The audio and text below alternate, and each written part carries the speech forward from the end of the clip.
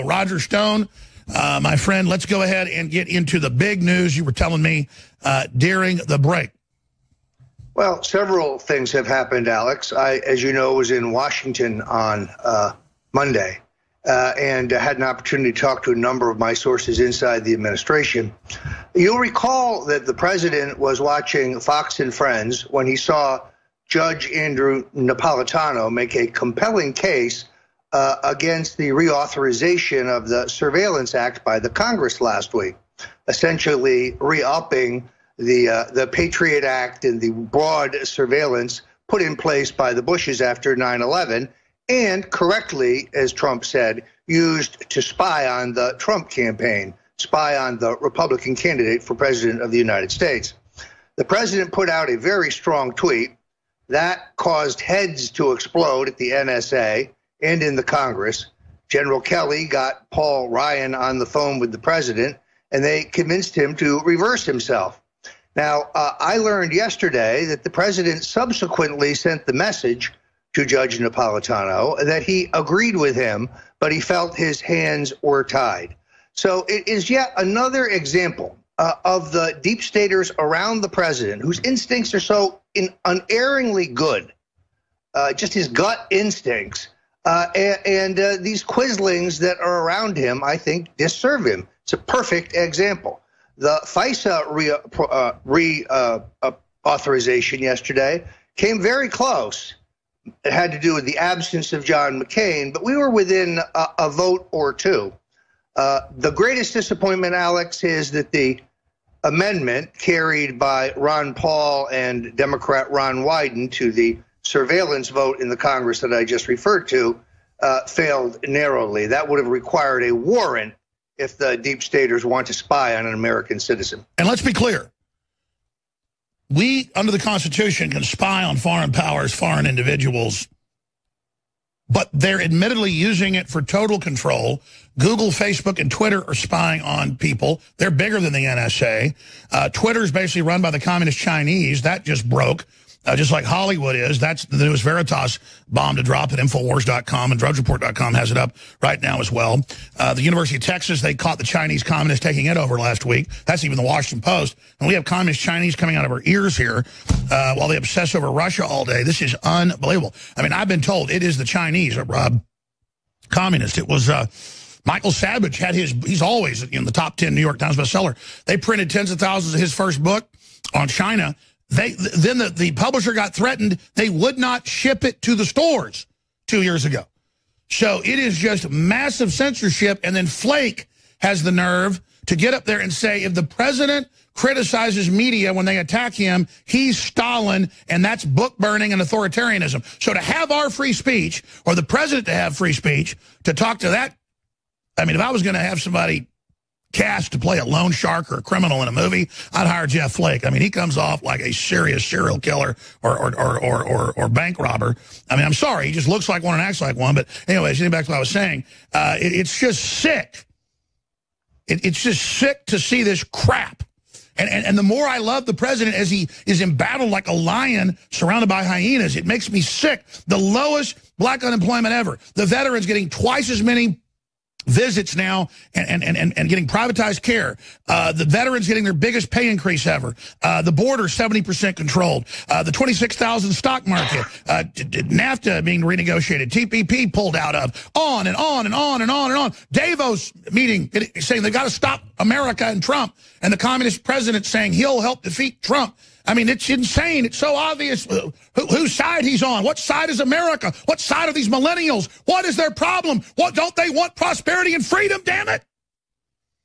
You know, I must say, Alex, the Davos thing surprises me. The only reason the president should go to Davos is to announce that everyone there is under arrest. This is a conclave of international criminals and corporatists who have been feeding the deep state and the two-party duopoly. These are the globalists. No, I agree, but I don't buy the media going, oh, look, he betrayed you. He's going to globalist meeting. He goes to the G20 and G7 and gets in their face and doesn't wear their pin. He's going to take a victory lap. He's going to stick it up their keister. I understand Trump entirely, and I kind of like it because he's about to crash their little tea party. But continuing with the breaking news here, Alex, I have also had sources confirm for me that in the very near future, General H.R. McMaster will get his 4th star and be packed off to the Korean front to work on an upcoming activity in Korea. I'm not sure what that could be. And are you ready for the kicker? Dina Powell is pushing Condoleezza Rice to be the national security advisor in the Trump White House. Now, this was overheard at a party at Cafe Milano, a going-away party for Dina Powell. Wow. Dina Powell, you'll recall, is the Arabist neocon who worked in the Bush White House, who became McMaster's right-hand henchwoman. She certainly is not, by any stretch of the imagination, a non-interventionist like the president. I believe that she was forced out for leaking, but there's going to be a serious play to try to put Condoleezza Rice back in the White House. This boggles the mind. This is the woman who is the architect of the Iraq War. I cannot believe the president will go for this, but they are going to try to sell it to him. This is the same woman that got a call from Mayor Willie Brown, not the fly on 9/11, who worked directly with Saudi Arabia, covering up their role in the 28 pages in the September 11th attacks. Her best friends are Huma Abedin and Cheryl Mills. So what more do we need to say? Also, Joy Ann Reid. This is a cabal. Now, she is a consummate brown-noser. She's done an extraordinary job of trying to suck up to the president, and she can be very charming. There is the... Yeah, I heard, I mean, let's get there. I mean, I heard her and W had a relationship. I don't think that's true, actually. I think that was Al Gore's smear. I can explain that to you when we're off camera. But more importantly, the graphic we just showed was the legal Secretary of State on the right, Rex Tillerson, and on the left, the de facto Secretary of State. Yeah, that's what you've been saying for a year. She's the shadow Secretary of State. Yes, I think that's true. And that's why we're still in Afghanistan, despite the president's correct instincts. It's time to get out of there. The big news is McMaster packed off to be the new MacArthur in the giant war with North Korea. We'll talk about that and go directly to your phone calls in the middle of the People's Choice Fake News Awards 2017. And in the next 2 hours, will the president cancel his fake news? Will he make that fake news? I don't think so, but we'll see together. Okay, folks, we're a little bit late coming back to this segment. I promised to go back to your calls and get your nominations for fake news. I want to get Rogers as well. There's so many. But big stuff behind the scenes is why I'm late getting back sometimes. Makes my head spin. A lot of big news breaking at newswars.com. A lot of news breaking at infowars.com. One reason we have newswars.com is Twitter, Facebook, Google, and others really hate InfoWars. They try to block the spread of that. But News Wars, you can slip through on them a lot easier. This is a day-by-day war. But just recapping the bombshells that you were telling me during the break, this is an exclusive, Roger, what you're about to give people. So more on this Condoleezza Rice situation. But first, on Davos, the head of Davos says Trump is leading a global rebellion against globalism with populism and admit he is their main enemy. So why would Trump travel to the foot of the seat of power of Mordor? He's doing a victory lap. He wants to stick it up their keister. They're losing. He's winning. These are the people, Alex, who said he would never be president. These are the people who said the stock market would crash if he became president. These are the people who thought he would lose the Electoral College or a recount. They despise him because he emboldens or he embodies a reform agenda. It's not an agenda they like because it entails American sovereignty, American exceptionalism, American independence. And that's not part of their program, as you well know. So the president is going there, I think, to rub their nose in it. I love it. We just put on screen an article from 366 days ago, one day before this last year, where the Chinese president promised to go there to prop up globalism, the Chinese dictator. Once he got there, he pledged to stop Trump and stop nationalism. Well, here we are 366 days later. That's blown up in his face spectacularly. I am so proud of supporting Trump. I am so proud with going with my gut. I am so proud of the audience. I am so proud of you, Roger. Well, Alex, also breaking is this enormous tug of war that's going on between inside the White House, where incredibly the president's lawyers, Dowd and Ty Cobb, are urging him to grant an interview with special counsel Robert Mueller. This is the most obvious perjury trap I have ever seen. Whereas you have outside legal experts from Judge Napolitano on the right to Alan Dershowitz on the left. No matter what the president does, he's going to say it's perjury according to the God Emperor Mueller. There's no way in the world he should go and give these guys what they're looking for. It's all a game where they try to catch you in some little inconsistency that they can then try to conflagrate into a firestorm. This is really not sound political advice. I really hope the president will decide to tell Mueller to pound sand. The only reason that Mueller wants to interview him is to discuss the termination of James Comey as the FBI director. That's why Steve Bannon has been subpoenaed by Mueller. That is why some of the people who and it's their last shot. Why step on a hand grenade? Why step on a landmine that creature laid for him? Well, not only that, the other thing that's interesting is we've now gone full cycle. This started with Comey's firing. Then we took this detour into Russian collusion. Oops, we didn't find anything. Now we're right back at James Comey. You know what it tells me? Mueller's got nothing. He's got this trumped-up process charge, as I've said for some weeks now. But it is essential that the president pour wax in his ears. He should not listen to these dummies he has as lawyers. Absolutely. He's already gone too far bending over to this. He has the unitary executive. He has at least equal power to the other branches, and these people have no public support. They're laughing stocks. He ought to chew him out he ought to interrogate him about Fusion GPS and about, the Justice Department waiver he got to be involved with Russia, and interrogate him about Deputy Director McCabe and how he was involved fixing the fake info. And he ought to demand an apology out of his ass and videotape it. The only way you ought to have him in there is to march his ass in there in front of the carpet and chew his butt out. I could not agree more. It would be a sight to see. As you know, the Trump Justice Department and the Trump Central Intelligence Agency are still trying to figure out how to arrest Julian Assange for the alleged crime of publishing classified documents. Yet Donald Trump's personal lawyers in the lawsuit against me and Donald Trump by Project Democracy are arguing. Which, by the way, even liberal publications admit is beyond McCarthyism and admit to destroy free speech and complete made-up crap. Just insane asylum BS.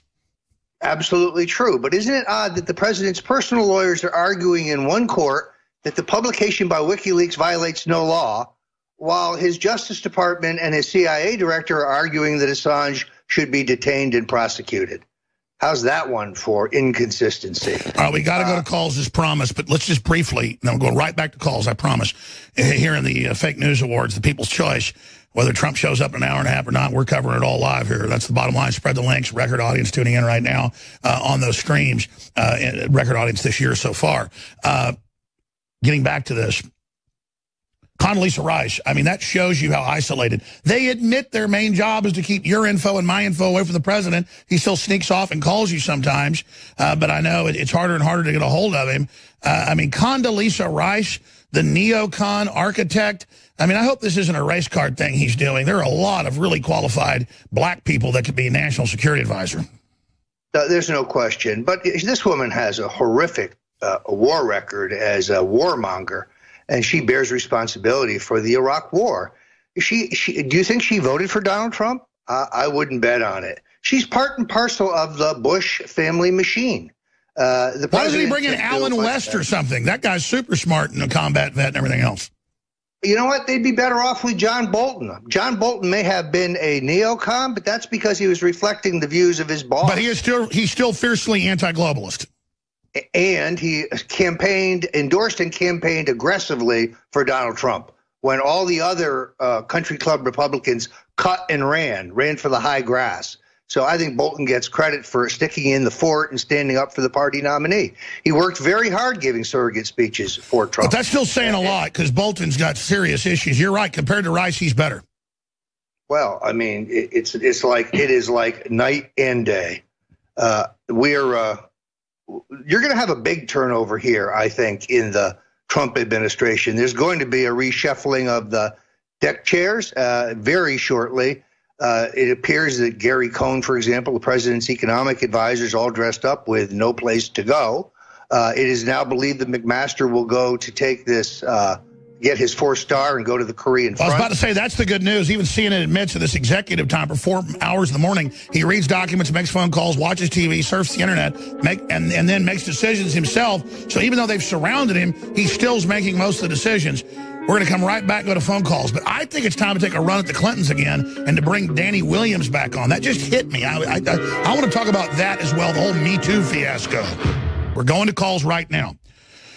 But just briefly, Roger, looking at what's happening with Trump and looking at his agenda going through and how they just keep attacking and keep getting worse and all the things that are happening and all the things that are going on, what would you say the mood of the globalist is right now as the stock market hits 26,000 and all the rest of this? I mean, that's really how he proves himself, is delivering. Black unemployment, the lowest ever. I keep harping on this. Good Lord, this is messianic what's happened.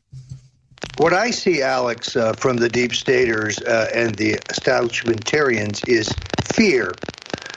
This past week, the president appointed John Berman as the U.S. attorney for the Southern District of New York. That includes New York City, replacing Preet Bharara, one of the most corrupt prosecutors in American history. Now we learn that Senator Gillibrand has blue-slipped Mr. Berman's appointment, which means the president has appointed Berman. Berman can serve for 128 days, and then his nomination either has to be sent to the Senate or withdrawn.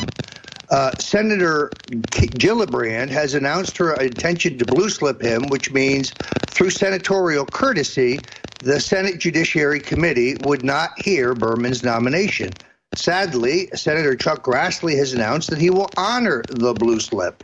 He has not honored a blue slip for some judicial appointments. What is this all about? Well, they say it's about the fact that Berman, at some point in his career, did some legal work for Deutsche Bank, and Deutsche Bank was a large lender to Donald Trump's real estate endeavors. I don't see the conflict, unless, of course, you think that the Russians laundered money through Deutsche Bank, which there's no evidence whatsoever. Well, that's like saying if I had a bank account with Bank of America in high school, I got rid of it, but I did. It was the first one I got. That somehow decades later, I couldn't hire somebody that worked at Bank of America. Meanwhile, the Clintons literally put all their own cronies in, have foreign governments give them money in emails directly for paper play. Like, you give me $2 million, you get this. That's not an issue. Wow. And of course, the Democrats admit they're trying to block all these new appointments to sabotage the Make America Great Again movement. Now, what's particularly disappointing here is the backstory of what Gillibrand is really doing. The last thing that Chuck Schumer wants is an independent prosecutor in New York City, because a first-year law student could take a list of Chuck Schumer's campaign contributions and the dates of them and the list of his votes in the United States Senate, and you would very quickly see that Chuck Schumer can be bought, and very, very cheaply. There's a direct correlation. So they have always fought to make sure that they have a prosecutor in New York City who's in the tank, who won't look at So what you're saying is Trump getting an honest actor in there could tip the entire thing of dominoes in the giant globalist nest of people that have invaded the great state of New York and New York City. Well, what we now know, unfortunately, that Senator McConnell and Senator Grassley say they're going to honor this senatorial hold on Berman's nomination. The president should attack, saying this is a cover-up. They don't want an honest prosecutor like Berman because they have so much to cover up. Beautifully that would said. be the truth. Key. This is how we drain the swamp. Trump's trying to get swamp drainers in there. I mean, look at this guy that he brought in at the Federal Trade Commission, a known trust buster. I mean, he's really doing it.